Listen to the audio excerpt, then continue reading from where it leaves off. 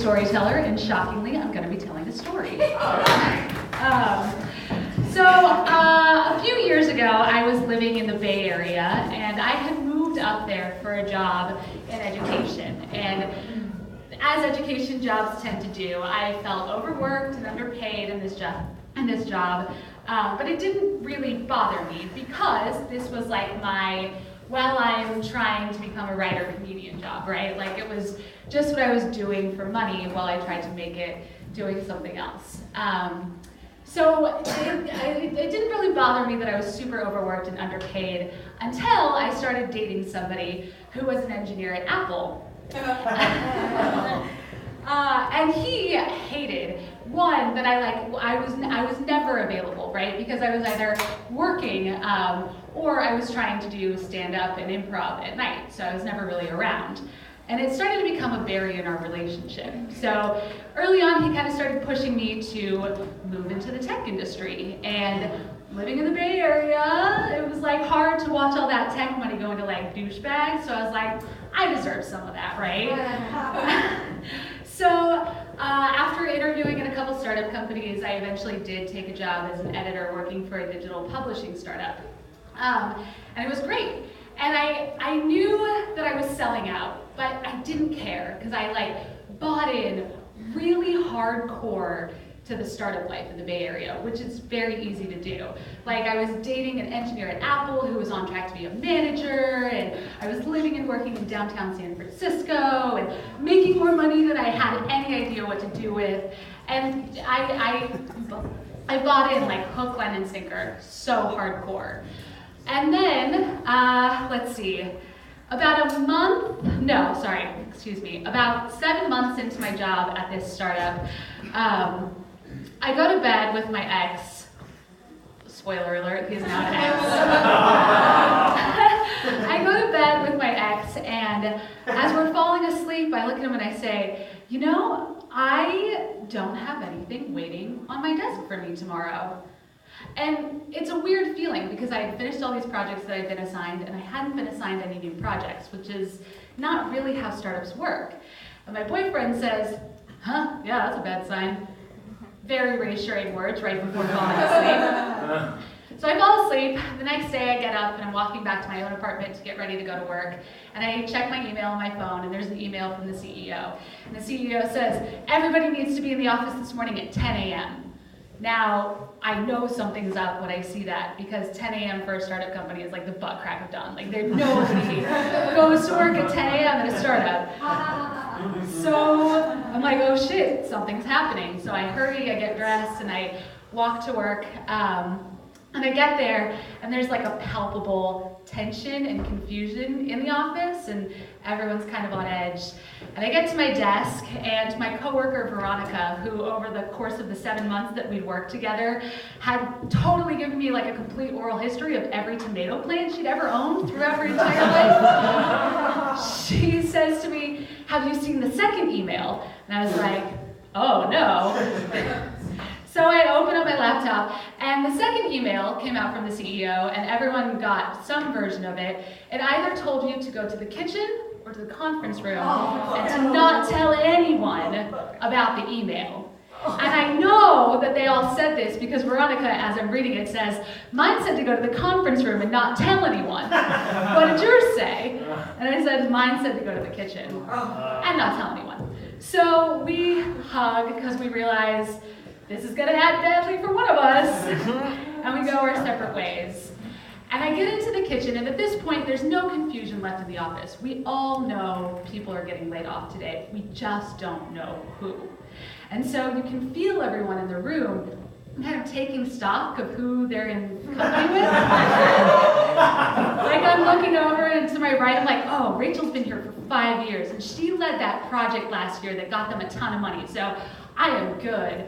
Then I look to my right, and it's all the new hires, and I'm like, we are fucked. And then in through the kitchen doors come two lawyers, the CEO, the CFO, and the head of HR, and she ominously closes these double doors behind her as they walk in, and that's when we're all like, we are fucked, it is us.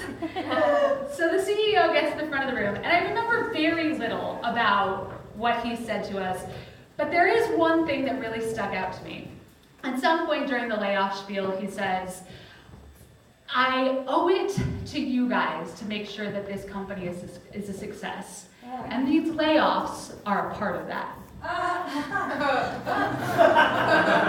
And then he says, and I owe it to you to ensure that your stock is going to be worth something someday.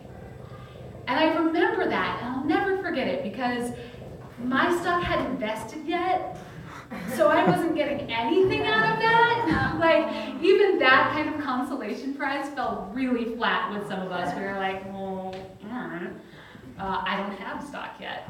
Because you don't get stock unless you've been in the company for a year. Anyway, blah, blah, blah. So they kind of finish the spiel. They give us all our paperwork, and then they give us these brown cardboard boxes with handles and no lids so that we can go collect our belongings off our desk.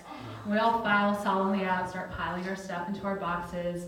And then they tell us we have to be out of the building by noon. It was very as soon as we came out of the kitchen, I didn't plan to say this, but as soon as we came out of the kitchen, we had to close down our laptops and delete everything. They'd already revoked all of our access to every drive, every email account. Everything was gone in that hour that we'd been in the kitchen. So it was kind of hard. And we're packing up stuff, and people are crying, and it's very emotional. And then noon hits, and they're out. So we all are, there's 40 of us, by the way. I'm not alone, there's 40 of us, and we're all standing in downtown San Francisco underneath our former workplace with our boxes of shit, and going, what the fuck do we do now? And the group was pretty divided. Half of the group wanted to go home and just deal with it on their own, and half the group was like, well, let's go get a beer and debrief on what just happened. Now, I didn't mention this before, but about a month before this happened, my ex and I had a pretty heated conversation about where our relationship was headed, and he had revealed to me in that conversation that he didn't see a committed relationship with me in the long term until I was making at least $100,000 a year. You guys, it's really easy to fall in love with the wrong person.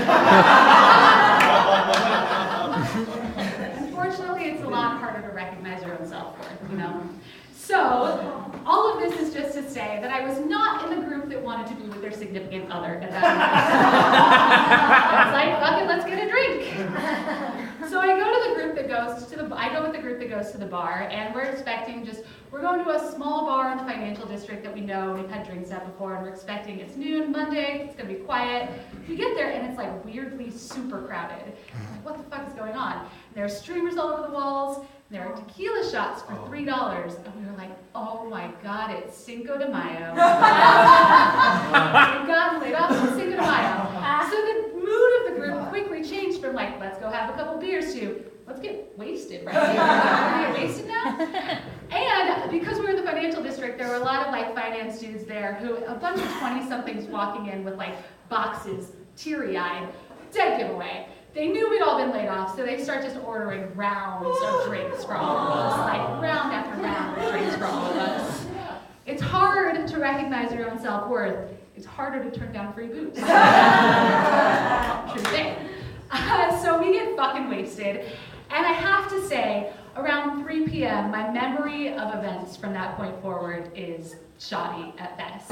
I have pictures, because I was blackout drunk, 3 p.m. on a Monday, blackout drunk. I have snapshots of the rest of the day, but no complete story, if that makes sense. I remember after we left that bar, I wound up in someone's apartment who I worked with, who I maybe exchanged 10 words with, and all of her friends, and I didn't know any of them. And then I know for a fact I went to Dolores Park, but only because I saw pictures of that later.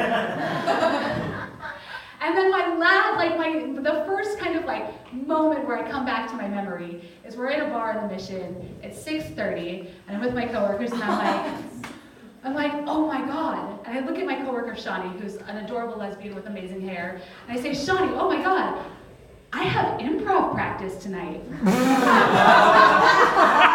And she goes, dude, I know, you've been saying that for 3 hours. And I was like, fuck. So I get on the phone and I text my improv team, the new sheriff. We meet in Oakland at the time. So I text them and I'm like, oh my God, you guys, I'm so sorry. I got laid off today. Shittiest day. I'm super wasted, not coming to practice. And they're like, no, dude, whatever, come. We won't practice. We'll just like get high by the lake. Which sounded awesome. So I grab my box, which I still have, miraculously, and I take it on the BART, I think. I don't remember the BART ride. I don't remember how I got from the BART station in Oakland to Lake Merritt, but I remember being at Lake Merritt and smoking a joint with my improv team. Big Ben, Little Ben, Adrian, and Brad are their names. So we get stoned and are having like a great time, and for like the first time, I feel like super happy. Like they don't pity me for losing my job. They're making fun of me, calling me a deadbeat millennial with no job. It's hilarious. We're just kind of like having a good time. And then I guess I get on BART. I don't remember the trip back from Lake Merritt to the BART station, but I remember sitting on BART to head back into the city to go back to my apartment. And I remember sitting on BART and just being like, oh my God, I don't have a job anymore.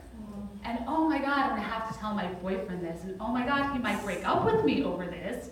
And oh my God, this fucking sucks.